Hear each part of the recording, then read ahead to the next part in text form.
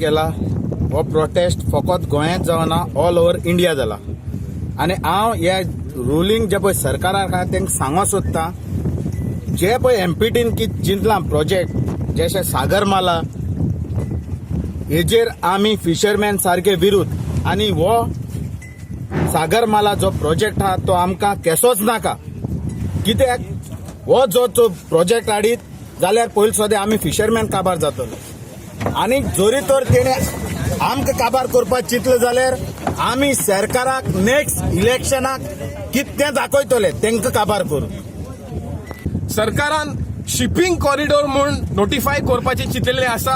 हे shipping corridor is like a navigation channel in our seas and in our river.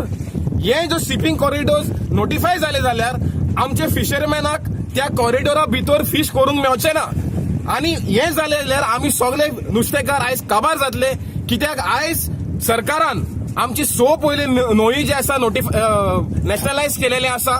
आयज 2011 notification जो आसा so dilute करपाक 2018 हाडपाक सोदता.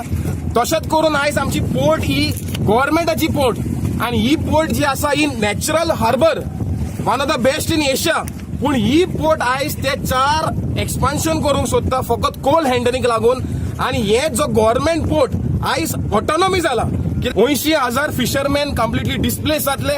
तशेंच करून जे पळय लोक जे आसा तेय इफेक्ट जातले ह्या प्रोजेक्टाक लागून. आयज 4 lane road from Canacona to MPT बांदता, double railway line from Hospet to MPT बांदता.